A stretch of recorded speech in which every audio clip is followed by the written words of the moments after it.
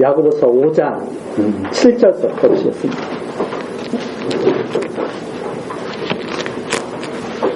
야고보서 5장 7절입니다.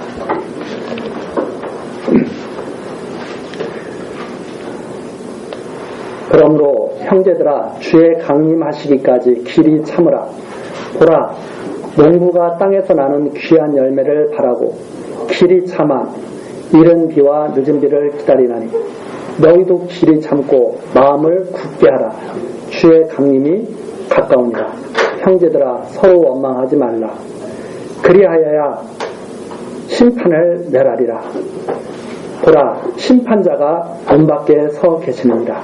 형제들아 주의 이름으로 말한 선지자들로 고난과 오래 참음의 본을 삼으라. 보라, 인내하는 자를 우리가 복되다 하나니 너희가 욥의 인내를 들었고 주께서 주신 결말을 보았거니와 주는 가장 자비하시고 긍휼히 여기는 자신이라. 11절까지. 우리가 전 시간에 욥의 인내에 대해서 조금 같이 살피려고 하다가 시간이 돼서 마쳤습니다. 지금 야고보서 이제 마지막 부분인데 굳건한 신앙을 권면하는 내용입니다. 흔들리지 않고 끝까지 견디는 신앙, 굳건한 신앙을 권면하는 내용인데 세상에서는 불의한 자들이 더 잘 살죠.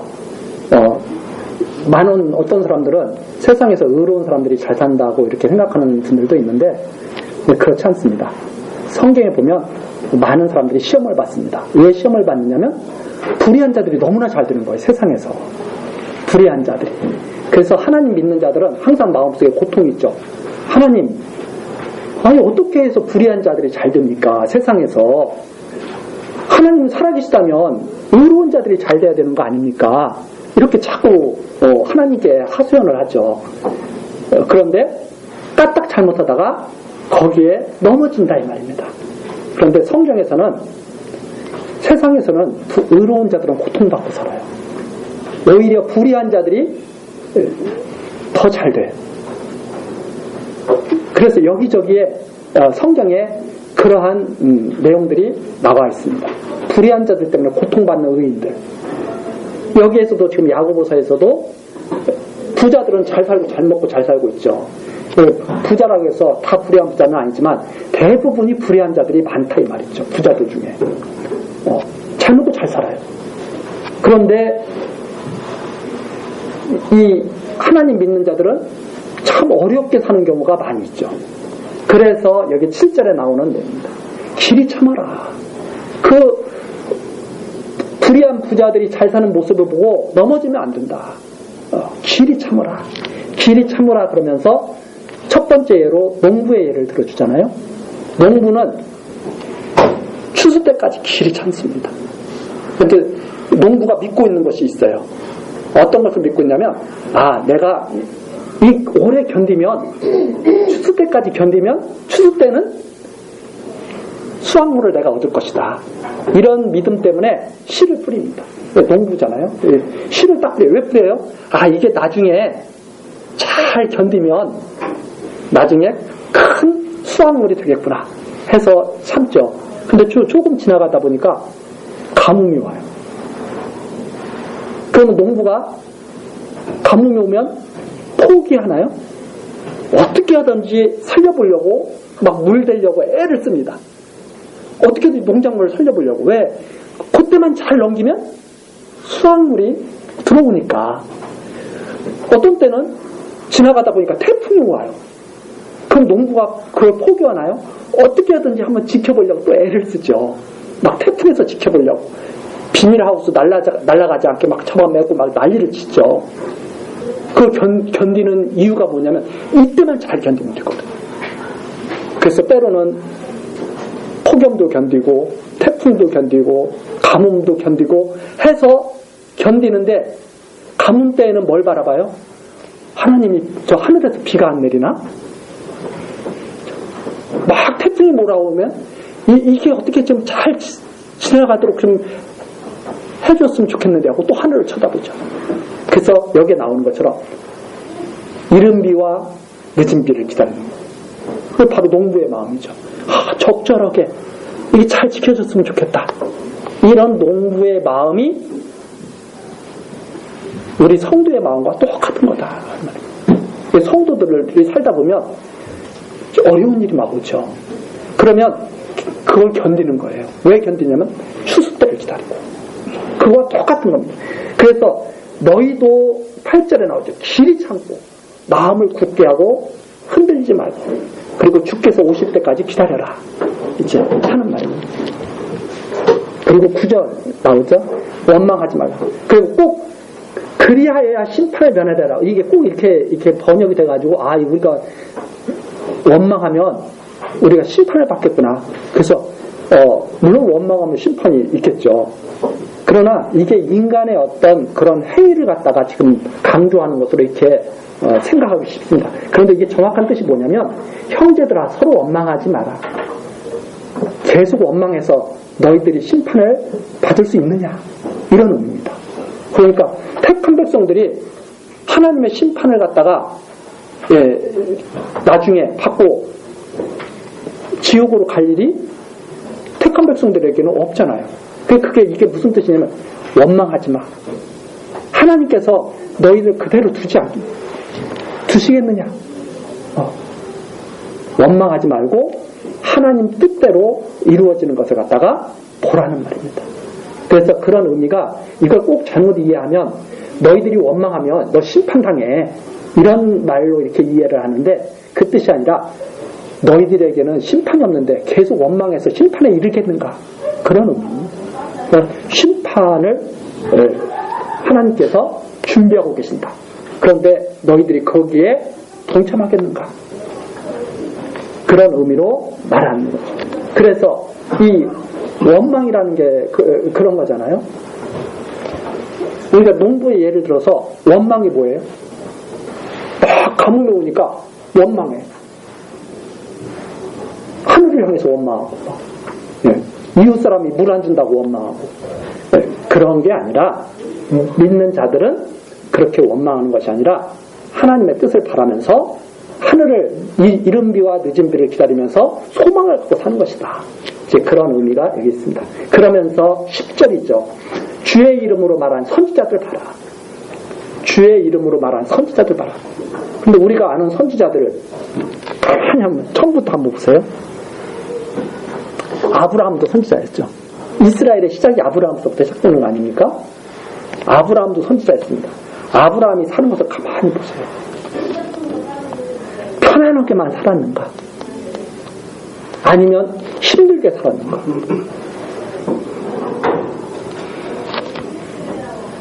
아브라함이 살다가 보니까 가뭄을 만나잖아요. 가뭄을 만나가지고 먹을 것이 없어서 먹을 것을 찾아서 애굽까지 내려가죠. 애굽에 내려가서 아내 뺏기죠. 가정생활은 또 어떤가요? 가정생활은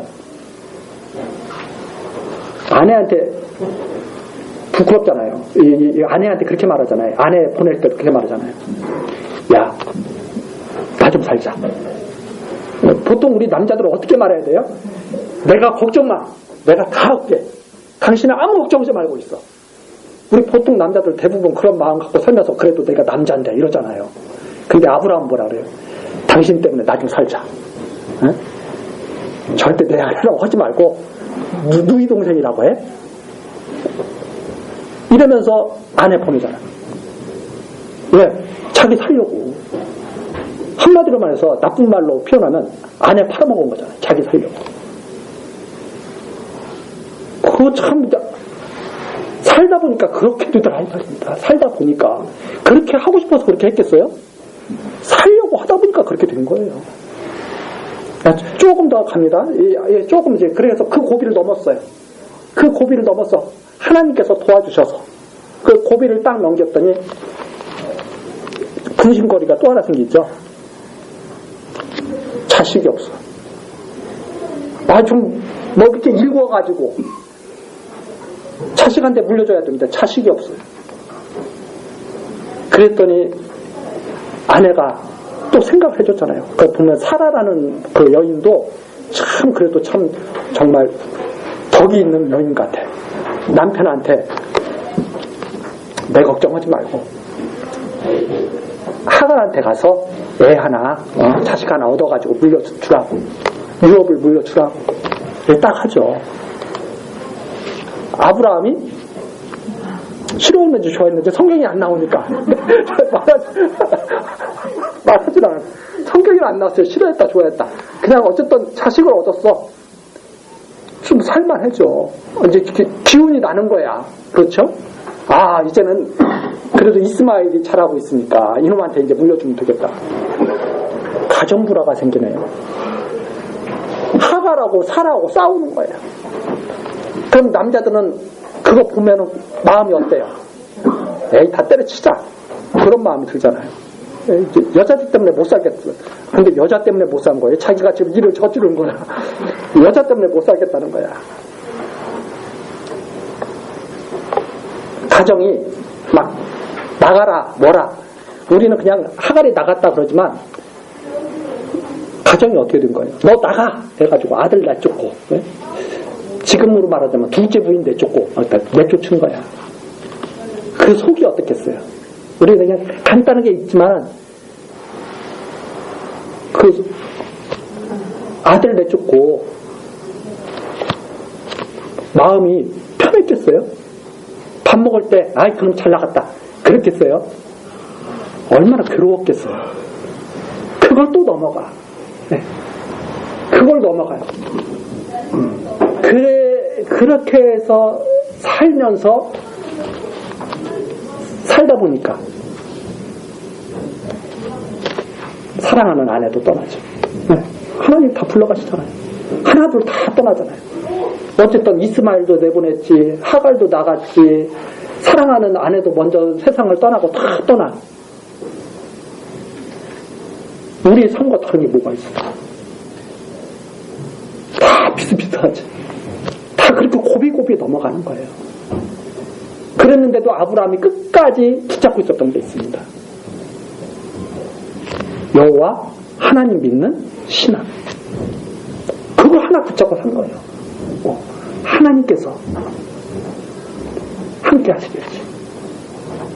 그거 마지막에 여호와 하나님께서 하신 말씀 믿고 마지막에 승리하는 그 모습을 우리에게 딱 보여주죠.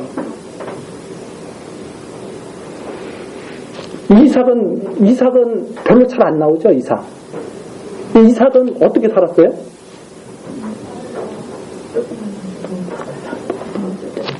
바보처럼 살았어. 어떻게 보면 그렇잖아요. 우물을 파. 이삭은 내용이 별 내용이 없는 것 같아요. 그런데 우물 파는 내용이 이삭은 계속 나옵니다. 우물 파는. 그 우물 파는 것은요, 산업을 일군 거나 마찬가지거든요. 그 당시 중동 그쪽 지역에서 우물을 하나 팠다고 하는 것은 큰 재산을 일군 거나 마찬가지예요. 이삭이 우물 파놓으면 옆에서 와서 뺏어가. 그러면 또 저쪽으로 가. 우물을 또 파면 또 와서 또 뺏어가. 그럼 또 저쪽으로 또 가. 우리 같으면 어떻게 하겠어요? 한 판 그냥 하고 한번 죽든지 살든지 한번 해볼 거 아니에요. 근데 이삭은 계속 우물을 파. 그리고 쫓겨가는데요. 그런데도 이삭이 파기만 하면은 물이 나와. 그러니까 나중에 이삭을 갖다가 괴롭히던 무리들이 이삭 앞에 와가지고 당신과 하나님이 함께 계신, 당신에게 하나님이 함께 계신 줄 내가 믿겠습니다. 나중에 우리를 해하지 마십시오. 이렇게 이삭 앞에 와서 스스로 물어보고.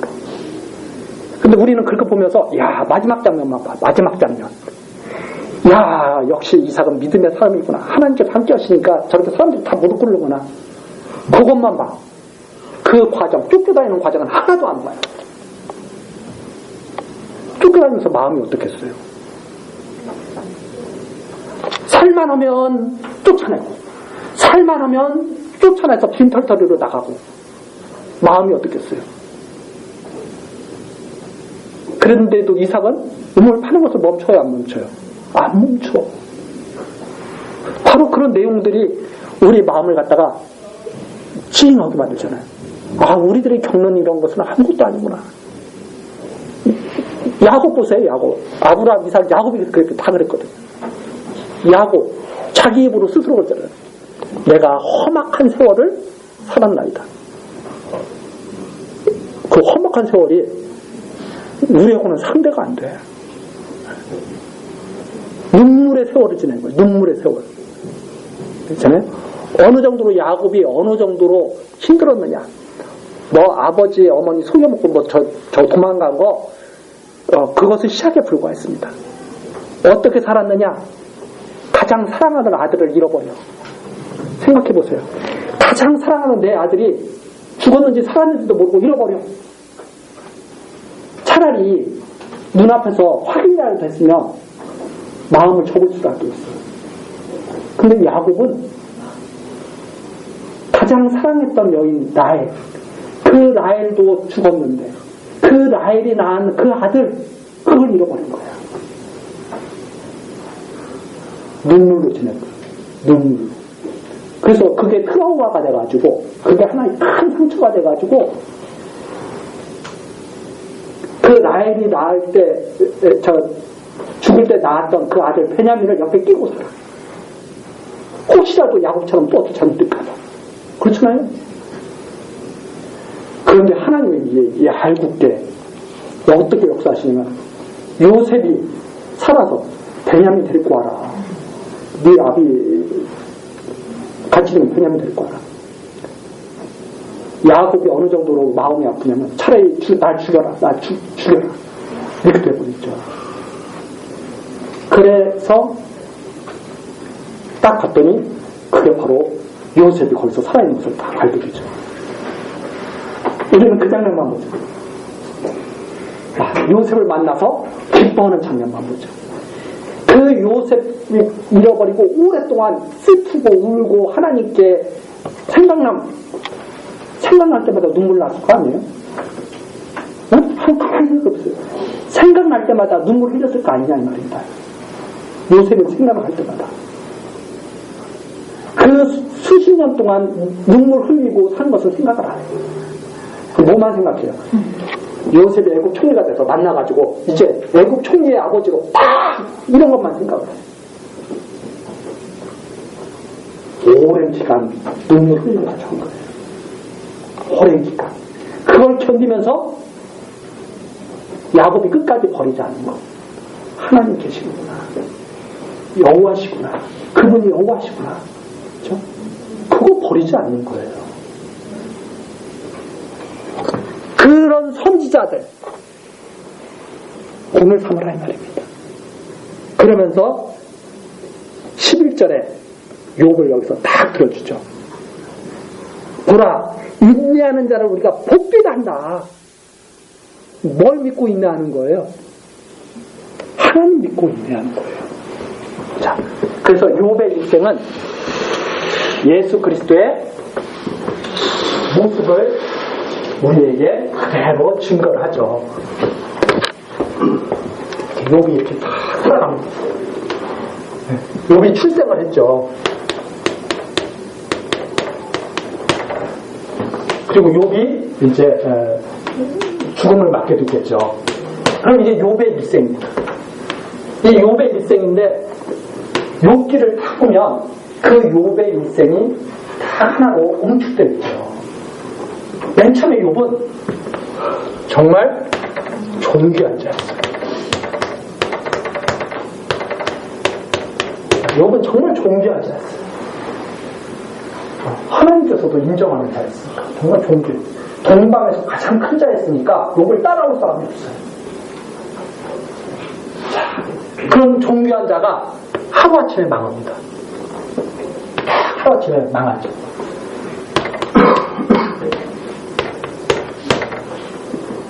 고난이 시작되죠. 엄청난 고난이 시작되죠.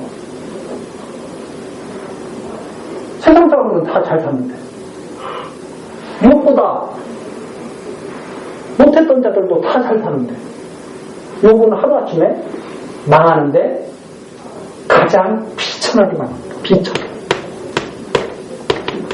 최악으로 내려가죠. 최악. 그랬는데 마지막에는 어떻게 돼요? 욥이 완전히 회복이 되는 거예요. 정말 존귀한 자라는 게 확증이 되는 거예요. 확증. 이렇게 확증이 되는 거죠. 우리는 뭐만 봐요? 이거만 봐. 이때도 좋았어.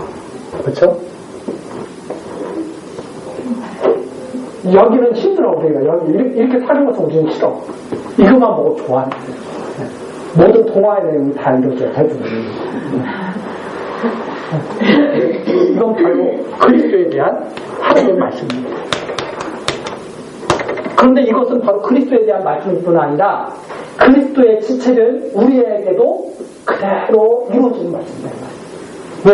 그리스도께서는 우리의 머리시고 우리는 그의 몸이거든요. 우리는 그의 몸이다 이 말입니다. 그럼 그리스도께서 이렇게 사셨다 이 말입니다. 원래 그리스도는 원래 빌립보서에 나온 대로 하나님의 본체였어요. 그리스도는 원래 하나님의 본체예요. 영광스러운 분이에요. 그런데 이 땅에 오셔서 어떻게 사신 거예요?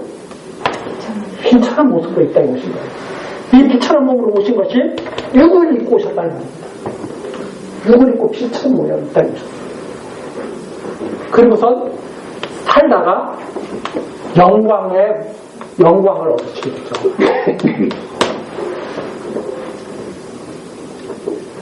그런데 우리가 이 욥이 망하고 난 다음에 어떤 일을 했는가 보십시오. 욥이 망하고 난 다음에 어떤 일을 했어요? 이렇게 사는 것이 이게 왜 이렇게 사는 거냐 도대체. 하나님 도대체 살아계시냐 안 계시냐. 그래서 하나님이 어떤 분인가, 하나님에 대해서, 하나님의 섭리에 대해서 계속 말을 하잖아요. 친구들과 이 동안에 하는 일이 뭐냐? 하나님 계시냐 안 계시냐? 하나님이 계신다면 이렇게 내가 될 수가 있느냐? 내가 하나님 못 섬겨서 이렇게 된 거냐? 친구들과 계속 논쟁을 하죠. 우리에게 상당한 여기에 하나의 번득하는 그런 생각을 줍니다. 우리가 왜 이렇게 고난 속에서 살면서 우리가 하는 일이 뭐지 도대체? 이 세상이 다 이렇게 나그네 길이고 참 살다 보면 여러 가지 고민도 많이 넘어가야 되고 어려움도 겪는데 우리가 그렇게 살면서 도대체 무엇을 하는 거지? 바로 이 일을 하는 거죠. 하나님 아는 하나님 아는 일을 우리가 하는 거예요. 하나님 계신가 안 계신가 배우는 거예요. 그분이 하시는 일을 우리가 이해하는 거예요. 그리고 그분의 뜻을 우리가 받아들이게 되는 거죠. 하나님을 배우지 못한다면, 이 동안에 하나님을 배우지 못한다면 우리는 여기에 속한 자가 아니라는 말이에요. 완전히 지금 우리가 살면서 뭘 배워야 되느냐? 바로 욥이 친구들과 토론 속에서 나타내는 그 하나님을 우리가 배워야 된다. 그 하나님이 어떤 분이라고 배워요? 여호와 하나님.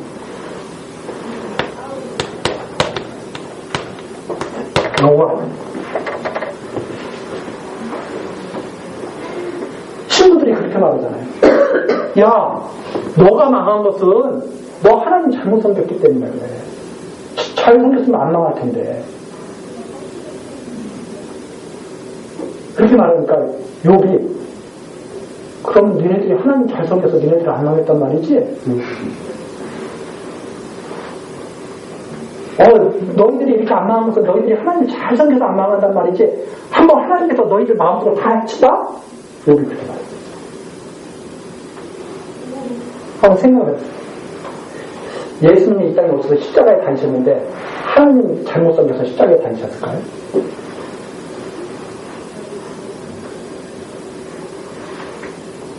예수님이 이 땅에 오신 것은 왜 오셨어요? 십자가에 달리기 위해서 오신 거예요. 완전히 이해가 다르잖아요. 여기 이제 내가 망한 것은 하나님의 뜻을 나타내는 겁니다.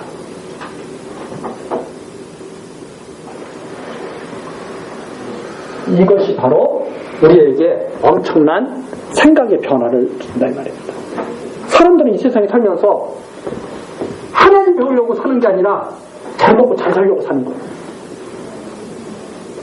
그런데 성경은 하나님 배우기 위해서 있어야 하네 우리를 보내셨다 이 말입니다.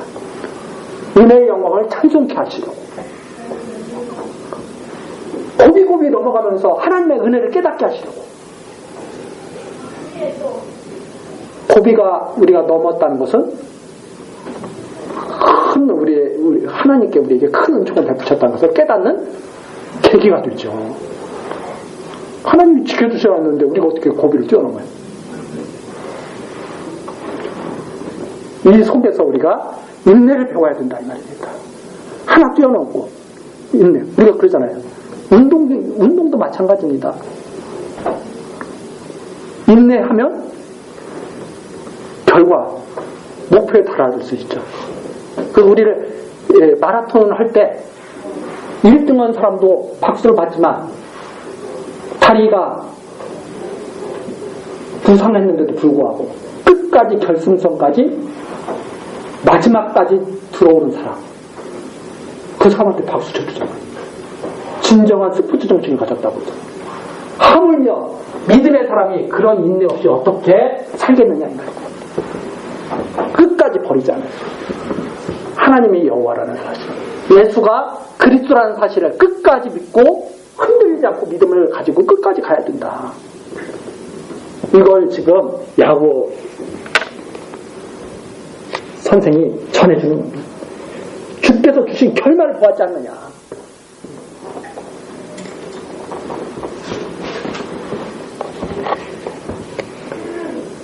주는 가장 자비하시고 긍휼히 여기시는 자신이라. 자, 여기에서 뭐가 나타나고 있어요? 주께서 가장 자비하신 하나님이시라는 것.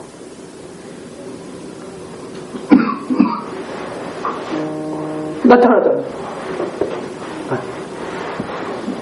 욥을 통해서 우리가 볼 수 있는 게 그거잖아요. 아, 만일 욥이 행위로 말미암아서 그렇게 됐다면 우리는 소망이 없는 거죠. 친구들이 그러잖아요. 야, 하나님이 너 신앙생활 하는 거 보니까 하나님께서 너 그대로 둬서는 안 되기 때문에 망하게 하신 거야. 친구들이 그렇게 말하니까 욥이 그렇게 말했잖아요. 니네들은 신앙생활 살고 있어? 우리가 그 말할 때 우리는 어떻게 되겠어요? 만약 친구의 말대로 하나님께서 자비하시지 않다면 우리들은 벌써 콩가루 돼서 없어졌어요. 근데 욥의 말대로 하나님은 가장 자비하신 분이야. 자비하시기 때문에 이렇게 살게 하신 거고, 하나님 나타내시려고, 깨닫게 하시려고. 그래서 욥이 이 과정을 통해서 어떻게 하나님 알아요? 내가 귀로만 들었는데 이제는 눈으로 봅니다. 하나님에 대한 확신. 이제는 하나님 눈에 보입니다. 그렇죠? 그 대단한 고백입니다. 전에는 귀로만 들었었다오니 이제는 눈으로 봅니다. 대단한 신앙 고백이죠. 우리는 지금 하나님이 계신가 안 계신가 왔다 갔다 하는데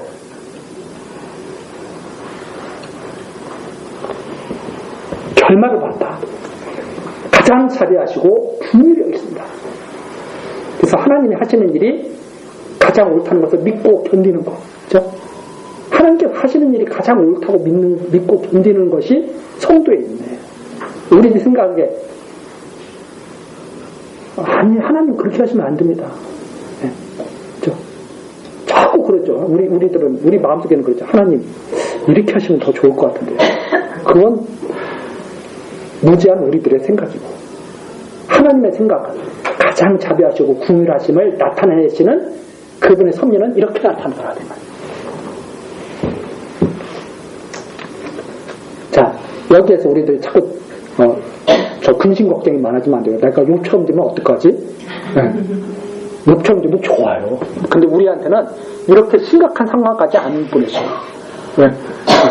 욥은 바로 그리스도에 대한 뭐예요? 우리는 그의 지체예요. 남은 고난을 채우는 거예요, 우리는. 그렇죠? 근데 우리 마음속에 항상 뭐가 있어요? 고난에 대한 두려움. 그게 있어가지고 저렇게 되면 안 될 텐데 자꾸 그러면 이렇게 되면 될수록 복된 거다 이 말이에요. 자, 12절에서 그리고 나서 이제 선지자들의 본을 삼아서 오래 참아라. 굳건한 신앙 권면하고, 두 번째 내용이 기도와 찬송의 생활을 하라. 오래 참으면서 기도와 찬송의 생활을 하는 거. 이게 이제 바로 마지막 권면인데, 내 형제들아 무엇보다도 맹세하지 말지니 하늘로나 땅으로나 아무것으로도 맹세하지 말고. 예수님께서 하신 말씀입니다. 이 말씀. 이 야고보 선생이 하신 말씀 여기 기록되어 있지만 예수님께서 가르칠 때 이 말씀하셨거든요. 맹세하지 마라. 아무것으로 맹세하지 말고 너희의 그렇다 하는 것은 그렇다 하고 아니라 하는 것은 아니라 하여 죄의 정함을 면하라. 이게 무슨 말씀이냐면 이런 맹세하면 내가 그거 꼭 할게. 걱정하지 마. 남자도 그러죠. 내가 당신 손에 물 묻히지 않도록 내가 해줄게. 그 말 믿는 여자들은 참 머리가 나쁜 여자들이다. 그 맹세를 어떻게 지켜요? 사람. 그렇죠? 맹세는 누구만이 하신 거예요? 하나님께서. 내가 반드시 너에게 복 주리라. 하나님만 이루시는 거예요. 사람은 하나님께서 하게 하시면 이것 저것을 하리라. 이게 사람의 마음이고, 하나님께서는 내가 이렇게 하리라 하면 그대로 이루어집니다. 그래서 맹세한다는 것은 하나님을 갖다가 사람이 하나님 앞에서 맹세한다는 것은 자기가 마치 하나님처럼 나타내는 거예요. 그러면 사람은 어떤 모습으로 살아야 돼요? 예, 아닙니다. 한마디로 말해서 종의 모습을 가지고 살아다니는 거예요. 종의 모습. 하나님께서 맹세는 하시고 사람은 하나님의 종으로 사는 것이 마땅하다. 그리고 사람은 어떻게 해야 돼요? 예, 아니라 이렇게 해야 된다. 그래서 주인으로 하면 안 되죠. 이렇게 주인이 너 오늘 밭 깔아라. 그러면 네 해야죠. 밭 가는 것보다 여행 가는 게 어떨까요? 종이 그러면 안 된다는 말입니다. 네. 종은 하나님 그대로 생각해보세요. 머리고 지체예요. 머리가 생각합니까? 지체가 생각합니까? 머리가 생각합니다. 네. 근데 자꾸 자기가 생각해요. 자기가 말을 해. 안 된다 이 말이죠. 그래서 이 하나님의 올바른 그런 성도들은 자기가 맹세하는 것이 아니라 하나님의 맹세를 믿고 예 아니라 그렇게 하는 것이 맞다. 그 다음에 이제 13절이죠. 13절서부터 15절까지는 고난당하는 자는 기도하고 즐거운 자는 찬송하라는 내용입니다. 너희 중에 고난당하는 자가 있느냐? 저는 기도할 것이요. 즐거워하는 자가 있느냐? 저는 찬송할지니라. 자, 성도들이 항상 고난당하고 있는 건 아니잖아요. 때때로 즐거움이 또 있잖아요. 또 항상 즐거운 건 아니죠. 고난당할 때도 있죠. 그러면 어떡하느냐? 바로 기도하고 찬송하라. 그래서 하나님을 의지하라고 하는 그런 말입니다. 하나님을 찬송하고 의지하고. 자, 그러면서 너희 중에 병든 자가 있느냐? 저는 교회의 장로들을 청할 것이요. 그들은 주의 이름으로 기름을 바르며 위하여 기도할지니라. 여기에서 이게 무슨 말이냐면 병이 들었으면 교회에 가르칠 만한 자 이런 자들을 청해서 위로를 받고 하나님께 기도하고 그러죠. 그 다음에 주의 이름으로 기름을 바르라 그랬습니다. 약을 쓰라는 말입니다. 약. 기름을 바르라는 것은 그 당시에 적절하게 필요한 그런 약, 어떤 치료를 의미하죠. 그러니까 치료를 받으면서 하나님께 기도하라. 그러면서 15절 믿음의 기도는 병든 자를 구원하시리니 주께서 저를 일으키시리라. 믿음의 기도는 병든 자를 구원한다. 즉 여기서 병든 자를 구원한다고 하는 것은 이게 병든 것을 낫게 한다. 그런 의미도 물론 있죠. 그러나 좀 더 우리가 이것을 갖다 깊이 있게 생각하다면 그런 의미도 있습니다.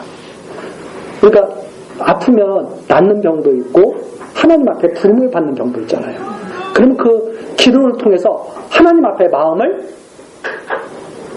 향하게 하고 그래서 구원을 이루게 한다고 하는 그런 의미까지 우리가 생각해야 되죠. 뭐 무조건 기도한다고 해서 다 낫는 것은 아닙니다. 또 그리고 병도 마찬가지입니다. 혹시 죄를 범하였을지라도 사하심을 얻으리라. 네. 이 어떤 죄를 깨닫게 하기 위한 그런 섭리 가운데서 병이 생길 수도 있죠. 하나님께서 하시는 일이 참 우리로서는 예측을 할 수 없는 정말 광대하신 섭리를 하시기 때문에 우리 사람들은 그 이유를 정확히 말해줄 수가 없을 때가 있습니다. 내가 왜 이렇게 꼭 해야 되죠? 우리 모르잖아요. 하나님, 내가 왜 이렇게 살아야 되죠? 왜 이렇게 아파야 되죠?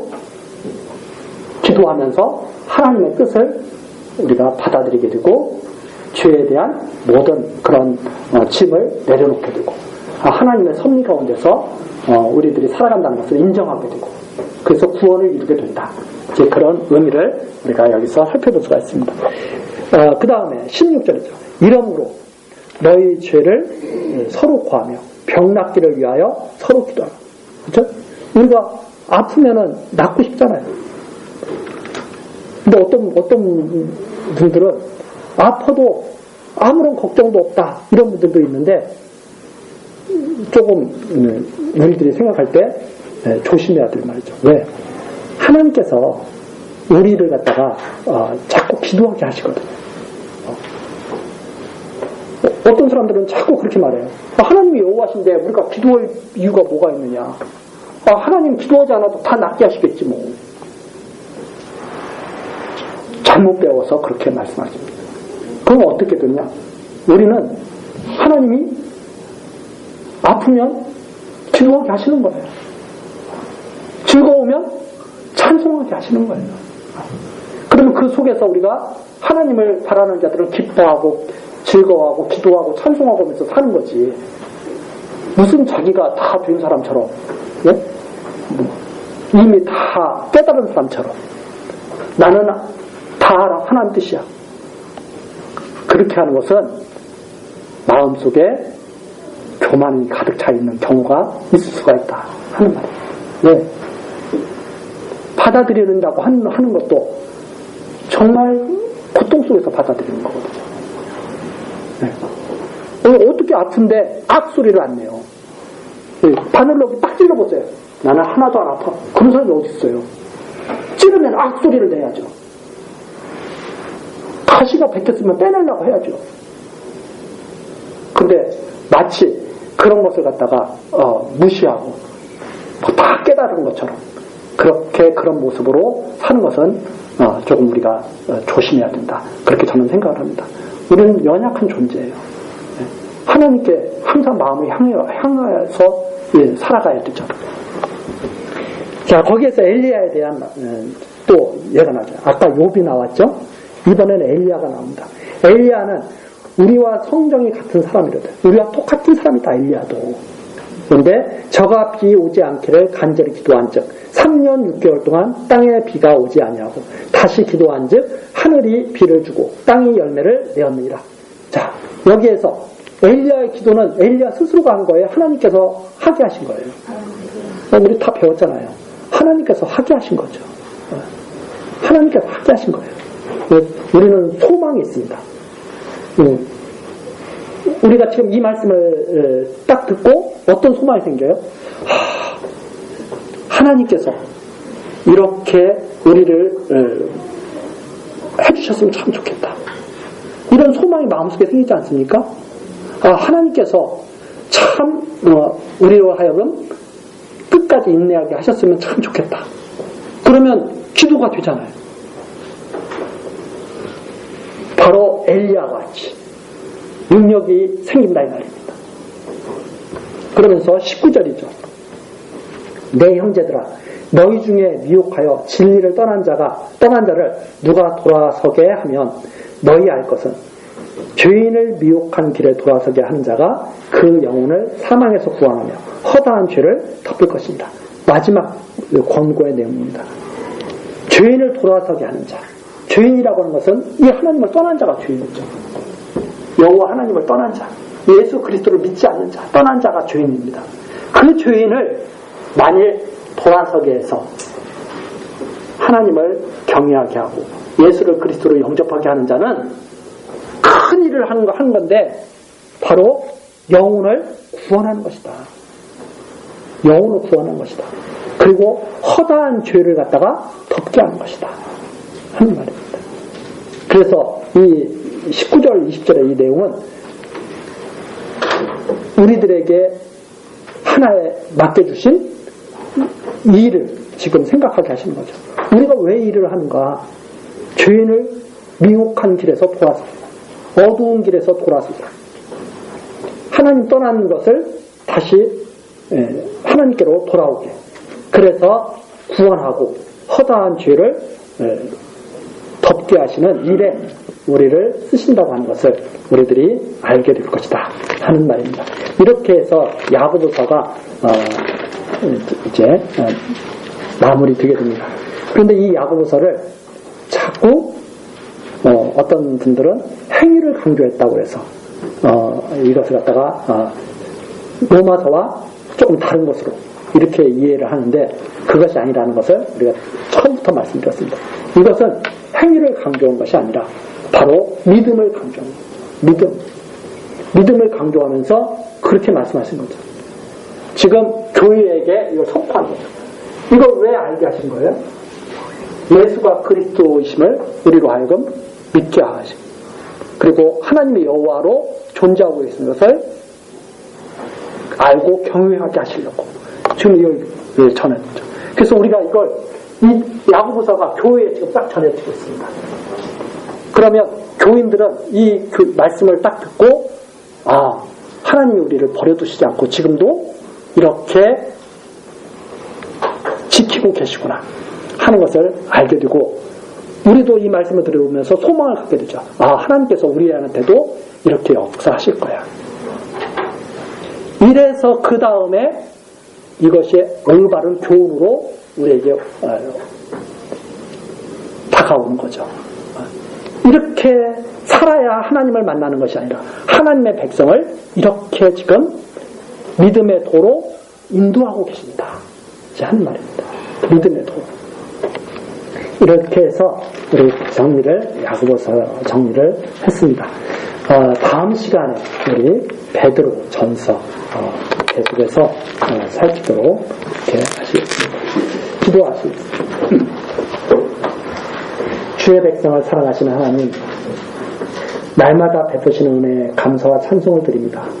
이 시간에도 우리들을 모으셔서 믿음의 도를 가르치시며 지키게 하시는 성령의 역사를 확인케 하셨습니다. 하나님께서는 처음부터 주의 백성을 택하시고 인도해 오셨습니다. 그리고 그들을 지금도 지키고 계십니다. 우리들 전해주신 이 살아계신 말씀에 우리들 또한 사로잡혀서 하나님께서 이끄시는 믿음의 길로 행하게 하시며 모든 일 하나님께 온전히 맡기고 담대한 마음으로 살아갈 수 있도록 은총 내려 주옵소서. 하나님께서 처음부터 시작하신 일 끝까지 온전히 이루실 것을 믿사오며 예수 그리스도의 이름으로 기도드리옵나이다. 아멘.